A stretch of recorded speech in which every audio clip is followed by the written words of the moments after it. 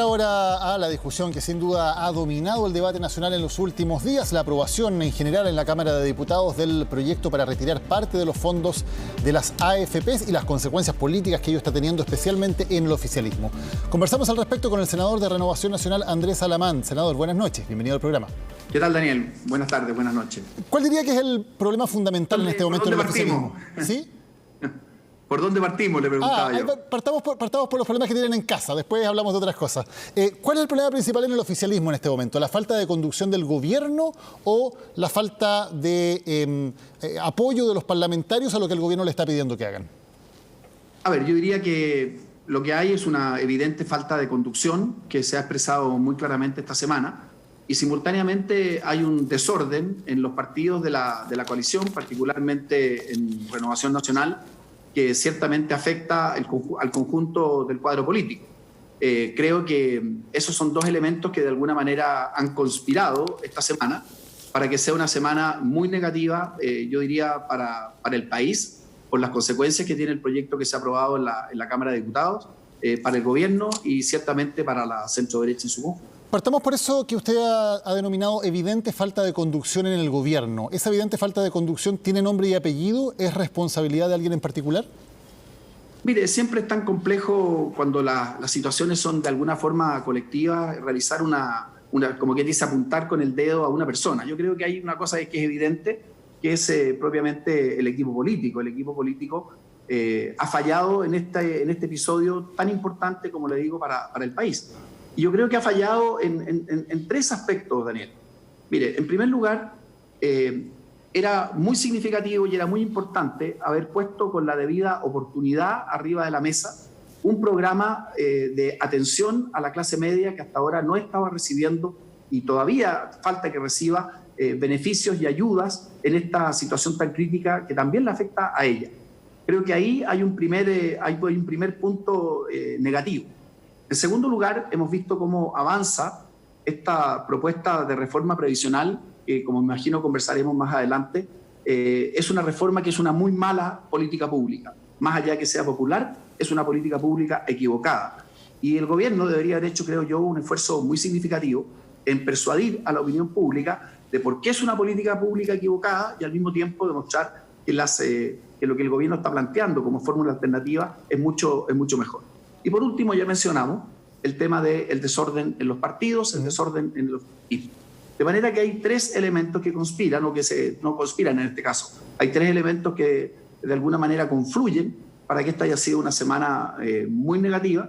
Y bueno, el imperativo, y no hay mucho tiempo para esto, es por supuesto recomponer la situación al interior de la coalición, generar un trato distinto con el gobierno y simultáneamente que el presidente de la República apriete los engranajes del equipo político para que funcione mejor. Senador, solo para entenderlo y pasar al otro tema, ¿qué significa apretar los engranajes del equipo político, un equipo político que tiene un líder, que es el ministro del Interior, Gonzalo Blumel? ¿Significa hacer cambios en ese equipo?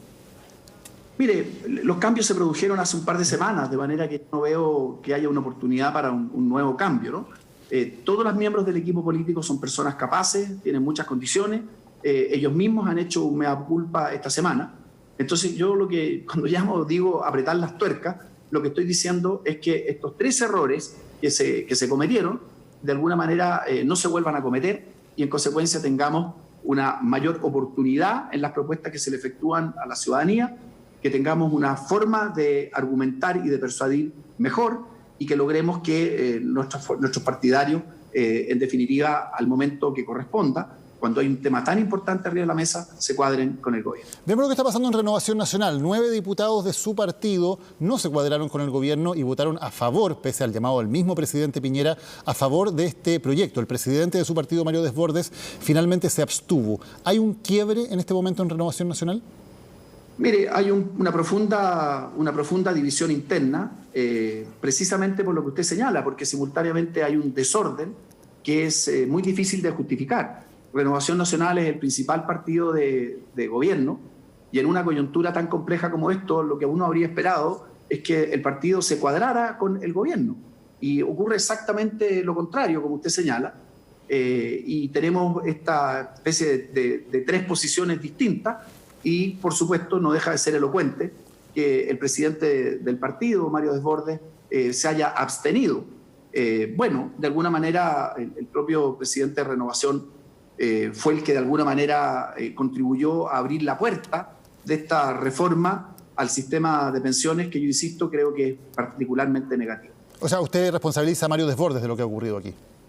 No, yo no, mire, es que volvemos a lo mismo, Daniel. Usted dice que él abrió la puerta a esta reforma. A ver, por una razón muy simple, porque si usted revisa lo que han sido las últimas semanas, yo diría que Mario Desbordes fue uno de los principales instigadores de esta reforma.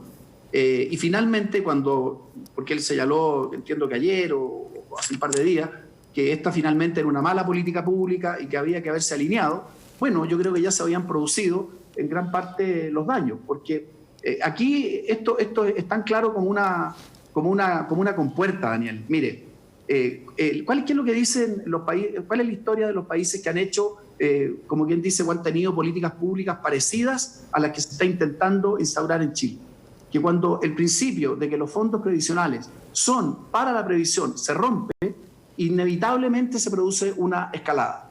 Y esto es precisamente lo que ha estado ocurriendo y lo que presumiblemente va a ocurrir, salvo que nosotros logremos revertir este proceso, tanto en lo que queda en la Cámara de Diputados como en lo que queda en la tramitación en el Senado. Senador, ¿y usted cree que van a revertirlo? Porque hasta ayer parecía que efectivamente no había de ninguna manera los votos en el Senado para que esto pasara, pero ahora ya toda la oposición se ha cuadrado, con eso le faltarían 2 votos. Ya hay algunos senadores, como el senador Sandoval y el senador Moreira, en el oficialismo, que se están abriendo la posibilidad de aprobar esto. ¿Usted cree que esto lo van a poder detener o se va a terminar aprobando en el Senado? ¿Cómo van las cosas? Mire, a ver, yo lo que le puedo contestar es lo que yo voy a hacer. Yo me voy a jugar a fondo por revertir una política pública que creo que es una política equivocada y que es equivocada por una razón muy simple, Daniel, porque no solamente daña y afecta a las pensiones futuras, sino que además genera efectos sistémicos que son bastante evidentes desde ya. Fíjese lo que ha pasado en estos días, donde simplemente se aprueba en la Cámara de Diputados. ¿Qué es lo que ha pasado con las tasas de interés de largo plazo? Bueno, han subido enormemente. ¿Qué ha pasado con el dólar? Ha bajado, ¿no es así? Bueno, uno puede seguir. ¿Qué pasó con la bolsa? Cayó, hoy día no sé exactamente cómo anduvo. Ayer había caído 4 puntos, porque cuando, en definitiva, hay que salir a vender una cifra del orden de los 18.000 millones de dólares con un plazo no superior a 30 días, es evidente que eso va a generar efectos sistémicos que, por cierto, afectan no solamente a los propios afiliados, sino que, digamos, particularmente afectan a quienes están jubilando en estos días. En consecuencia, lo que está ocurriendo a partir de abrir la compuerta, como se señala, es lo que ha ocurrido en todas partes. Hasta hace pocos días atrás, uno escuchaba las opiniones de bastantes parlamentarios de la oposición, recuerdo 4 o 5 de ellos, y todos manifestaban, como lo han manifestado, por ejemplo, por mencionarles solo 2 personas, los 2 ministros de Hacienda, no es así, Rodrigo Valdés y Nicolás Izaguirre, que fueron los 2 ministros de Hacienda del gobierno anterior, que han sido categóricos en que esta es una muy mala política pública.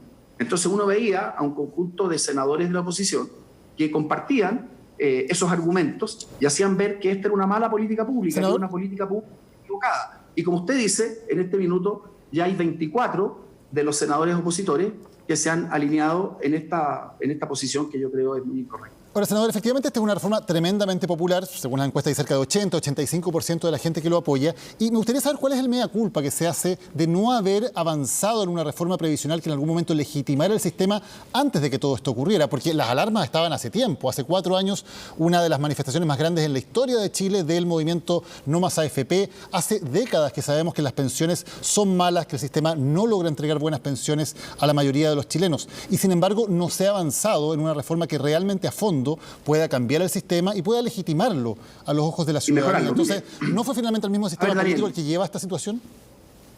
Mire, 2 cosas. La respuesta es, por así decirlo, sí y no. ¿En qué sentido le digo sí y no? Efectivamente, la última reforma al sistema previsional lo hicimos en el año 2008. En consecuencia, han pasado 12 años sin que se le produzcan y sin que se le introduzcan al sistema mejoramientos verdaderamente sustantivos. Pero esa responsabilidad no es de este gobierno, porque este gobierno sí presentó una reforma que, en definitiva, en primer lugar, pasó la valla de la Cámara de Diputados con los votos en contra de la centroizquierda solamente en un acuerdo parcial con la democracia cristiana, y este proyecto está en el Senado y hasta ahora ha sido imposible lograr avanzar porque precisamente lo que hay es, desde el punto de vista del pensamiento, un bloqueo respecto del proyecto. Senador. Nosotros estamos en la idea de avanzar con ese proyecto, introduce mejoras muy significativas al sistema, pero hasta ahora no hemos contado con el consenso de la oposición para avanzar en esa dirección. Y usted comprenderá que introducir ahora una reforma de esta naturaleza complica mucho más aún el cuadro futuro. Ya, senador, pero esa reforma cuando la presenta el gobierno, que lo hace el año 2018, lo que decía era 4 puntos más a capitalización individual, que de hecho las AFP pudieran tener también ese 4%, además de seguir teniendo exclusivamente el 10%. O sea, era una reforma que no avanzaba mayormente en términos de lo que mucha gente pide y lo que el movimiento No Más AFP pedía, que era de hecho reducir el poder de las AFP. Iba más bien en la dirección contraria. Entonces es una reforma que también era bastante controvertida y por lo tanto le costó mucho avanzar en el Congreso por lo mismo. Bueno, Daniel, lo que pasa es lo siguiente. Aquí hay como quien dice dos posiciones. La del movimiento que usted señala, No Más AFP, lo que plantea es volver a un sistema de reparto que ya lo vivimos en Chile y que sabemos que hoy día, por razones, entre otras cosas, demográficas, es simplemente inviable. Ese es el planteamiento de quienes quieren hasta ahora reemplazar el sistema sin que nunca le hayan dicho cómo lo harían funcionar. Simultáneamente con eso están aquellos que creemos que el sistema de reforma previsional, o sea, que el sistema debe tener reformas importantes. Ahora, lo que propuso el gobierno, por lo demás en línea con lo que propuso la presidenta Bachelet, era mantener el 10% de cotización individual, generar un conjunto importante de cambios al funcionamiento de la industria y establecer, con cargo al empleador, una cotización que ha ido cambiando. Se habló de 4, después se habló de 6 puntos. Finalmente, el guarismo que fue quedando fue 6 puntos con una gradualidad de 9 años, 3 de esos puntos a capitalización individual manejada por un ente estatal y 3 a un fondo solidario. Más o menos el esquema, y con ese esquema se estaba avanzando. Ese es de alguna manera el consenso, llamémoslo técnico, que existía en esta materia. Y le quiero decir lo siguiente: de la propia oposición, a principios de este año, elaboró un documento respecto del tema previsional. Y ese documento básicamente hacía lo siguiente: mantenía el 10% de capitalización individual administrado por las AFP y establecía no 3 y 3 puntos, establecía el acuerdo de la Cámara, sino que establecía un fondo solidario de 6 puntos para que en definitiva el sistema funcionara con una lógica de sistema mixto, que por lo demás ya existe. Chile no solamente tiene un sistema de capitalización, de un pilar de capitalización individual, sino también tiene un pilar solidario muy fuerte, que es el que precisamente también se ha ido mejorando en estos años. Sí, no sé si es muy fuerte considerando las pensiones que se pagan en Chile, no sé si se puede describir de esa manera. Ahora, aquí hay mucha gente también... ¿Sabe por qué, Daniel? Sí, es que porque si uno ve las pensiones básicas que se pagan en Chile, es difícil decir que el pilar solidario sea muy fuerte. La gente que no ha tenido los ahorros suficientes, la verdad es que gana una jubilación que es bastante miserable. Yo diría, efectivamente uno podría mejorarnos así, pero hay hoy día un conjunto muy importante de personas que, aunque no hayan cotizado un solo día, tienen acceso a este pilar solidario. Claro, y ese pero pilar los montos, solidario señor... también, claro, los montos, Daniel, los montos se mejoraron significativamente en este gobierno. Durante los gobiernos anteriores, los montos de las pensiones básicas solidarias eran verdaderamente muy exiguos. Aquí se ha generado un cambio desde el punto de vista de cuánto mejoró la pensión básica solidaria y el aporte previsional solidario, que, como quien dice, es muy superior a todos los esfuerzos que se hicieron durante los gobiernos anteriores. Y eso solo como el Senado le recuerdo después del estallido social en octubre, porque no estaba tampoco en la agenda eso. Después del estallido social en octubre se pone en agenda y se logra algunas mejoras graduales al menos. Efectivamente, después del estallido social, en definitiva, el sistema fue, hubo una contribución mayor, y las pensiones básicas solidarias que estaban apenas arriba de los 100.000 pesos aumentaron, le vuelvo a decir, más significativamente que lo que pueden haber aumentado en gobiernos anteriores. Pero lo que quiero volver a señalar es que hasta ahora, y esto es muy importante porque yo creo que puede haber un efecto con esta reforma en lo que estábamos conversando. Yo diría que el consenso técnico que existía, porque estas materias, Daniel, son complejas, estas materias son difíciles. Yo me doy cuenta que hay un 80% de gente considera que esta política, que es equivocada porque daña las pensiones, le conviene. Entonces la gente, es una propuesta que es popular. Pero en esto uno tiene que ser capaz de realmente poner las convicciones por delante y tratar de jugarse a lo que considera que es mejor para el país. Aquí había un consenso en términos de mantener este pilar solidario, que como usted dice con razón, se puede fortalecer aún más, establecer un pilar de contribución del 10% y establecer alguna forma de solidaridad en un pilar contributivo solidario. Eso es un diseño de un sistema previsional mixto, que entre paréntesis es el que tienen países como Australia, Nueva Zelanda, Dinamarca, Holanda se está moviendo en esa dirección. ¿Y usted se ha preguntado por qué es tan popular este proyecto? Porque hay más de un 80% de la gente que, aunque sabe que esto podría tener efectos en la jubilación, aunque sabe todo lo que usted está diciendo, dice igual, prefiero que me entreguen mi dinero para poder afrontar esta emergencia. Claro, mire, yo lo entiendo por dos razones, Daniel. En primer lugar, porque es objetivo y es efectivo que hay sectores muy importantes que lo están pasando mal. Y desde el punto de vista de la clase media, es también objetivo que las políticas públicas que se han implementado todavía no alcanzan, no tienen una cobertura lo suficientemente completa. Y en segundo lugar, Daniel, hay un tema que tiene que ver con, ¿cómo poder decirlo?, con la naturaleza humana. ¿En qué sentido? Todos los países del mundo establecen que las cotizaciones previsionales tienen que ser obligatorias. Todos. No hay ningún país que tenga un sistema previsional en que la cotización sea voluntaria. ¿Por qué? Porque si en definitiva a uno le preguntan a la gente, ¿no es así? La gente siempre va a querer tener el ingreso inmediato y no ahorrar para un ingreso futuro. Y ni qué decir con la gente joven. La gente joven dirá, mire, más adelante nos arreglaremos. Entonces, por eso es que las contribuciones previsionales y las cotizaciones previsionales siempre, en todos los países del mundo, tenga sistema de reparto, no tenga sistema de reparto, tenga un sistema mixto como tiene un sistema mixto en Chile, siempre son obligatorios. Senador.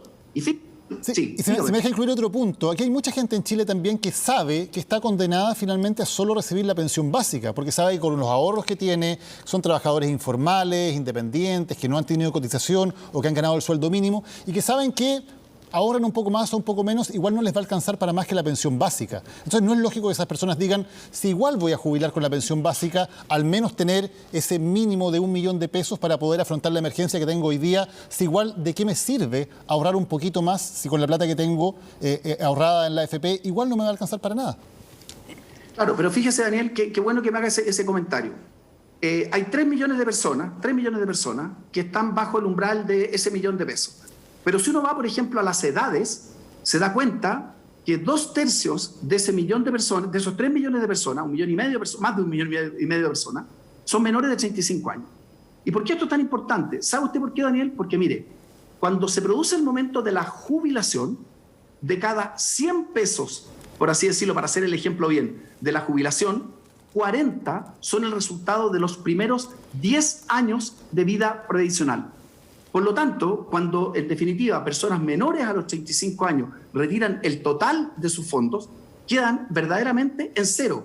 Pero no solamente quedan en cero, sino que sacrifican su trayectoria previsional, porque el 40% de todo aquello que se obtiene es precisamente aquello que se ahorra en las primeras etapas de la vida.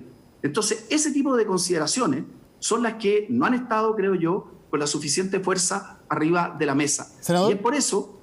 Sí, pero sí, teniendo y haciéndome cargo de los datos que usted plantea, pero cuando alguien que ya tiene, por ejemplo, 35 años, que ya lleva un tiempo importante en la fuerza laboral, tiene apenas unos 2 millones o 3 millones de pesos en su cuenta, porque le insisto, en Chile más de 1/3 de los trabajadores son informales, son personas que no tienen contrato, que no cotizan y que por lo tanto, salvo algunas cotizaciones muy esporádicas, no están juntando su dinero en la cuenta de ahorro. Esa persona mira al futuro y dice, yo voy a seguir siendo un trabajador informal, no tengo mayores alternativas, menos en la situación en que estamos hoy día de conseguir un empleo con cotizaciones que me permita juntar esa plata. Por lo tanto, es irreal pensar que yo con la plata que puedo juntar más adelante voy a mejorar mi jubilación. Esa persona, racionalmente, me parece, dice, prefiero tener mi 1 millón de pesos ahora porque de todas maneras no tengo cómo, el mercado laboral no me va a permitir juntar la plata para tener una buena jubilación por la cuenta de ahorro individual. Bueno, mire, esa fue una propuesta, entre paréntesis, para el caso de las personas mayores que al momento de jubilarse con un monto muy pequeño pudieran retirar esos ahorros que hizo la propia agrupación de las AFP. Entiendo que lo hicieron en el marco de la Comisión Bravo, que fue una propuesta que no fue tampoco acogida por las razones que estamos conversando. Por supuesto que uno puede plantear ese argumento, no tanto para la gente joven, pero sí para las personas que están en la edad de jubilar y que han tenido fondos muy pequeños. Pero fíjese que es importante lo que usted dice. Aquí está de moda, ¿no es así? Bueno, hace rato, hacerle todo tipo de críticas al sistema previsional. Muchas de esas críticas son correctas. ¿En qué sentido son correctas? Que objetivamente las pensiones del sistema previsional chileno son bajas. Pero fíjese una cosa, Daniel. En el mundo, para evaluar a los sistemas previsionales, ¿qué es lo que se le pide a los sistemas previsionales? Que tengan lo que se denomina una pensión completa. Y una pensión completa es la que se obtiene al cabo de 30 años de cotización. Entonces, mire, el sistema, por ejemplo, el sistema antiguo en Chile, el no cotizaba 20 años, no tenía absolutamente nada. ¿Y cuál es el problema que tenemos acá? El que usted señalaba con toda razón. Hoy día, el promedio de cotización para los hombres en nuestro sistema no alcanza a los 19 años. Y en el caso de las mujeres, no alcanza a los 13. Entonces, ahí es donde está lo que podríamos denominar una de las fallas geológicas del sistema. Pero lo que hay que ver es cómo hacemos que haya mejores sueldos y, sobre todo, como usted decía con razón, menos informalidad. Porque la gente que trabaja informalmente no puede acceder a ningún sistema previsional. Y por eso que ahí es donde hay que poner el énfasis para corregir el funcionamiento del sistema sin, como quien dice, cometer errores desde el punto de vista de las políticas. Senador, y en ese análisis, ¿de qué hace usted responsable a las AFPs? ¿Qué han hecho mal las AFPs para ser una de las instituciones peor evaluadas, menos confiables en Chile y que, como decimos, más del 80% de la gente esté de acuerdo con que se saque la plata? ¿Qué responsabilidad le da a las AFP? ¿En qué? A ver, yo creo que las AFP lo que han hecho bien es desde el punto de vista de la manera en que han invertido los fondos, porque la rentabilidad de los fondos en estos 40 años o lo que sea ha sido más o menos de UF más 4%, que es una rentabilidad muy alta. Lo que yo sí creo que han fallado es que concretamente han sido muy renuentes a haber hecho lo que correspondía, haber explicado bien el sistema previsional. El sistema previsional es un sistema que tiene complejidades. Ellos deberían haber hecho un esfuerzo mucho mayor en tal sentido. Creo que deberían haber, como se está planteando ahora, haber incorporado a sus directorios, por ejemplo, a representantes de los usuarios. Deberían haber actuado con mucha más transparencia desde el punto de vista de su gestión. Y también el sistema debería haber generado, por lo menos desde mi punto de vista, más competencia, porque al generar esa mayor competencia, bueno, no solamente las comisiones bajan, sino que también las utilidades de estas instituciones o estas entidades también bajan. Es efectivo que estas entidades tienen utilidades muy importantes. Y eso tiene que ver, entre otras cosas, con barreras de entrada que pueden existir para el sistema y generar una mayor competencia en ese sentido. Yo creo que ahí hay una falla y otras tantas que se podrían establecer en ese sentido. Senador Andrés Alamán, muchas gracias por habernos acompañado hoy en CNN Chile. Buenas noches.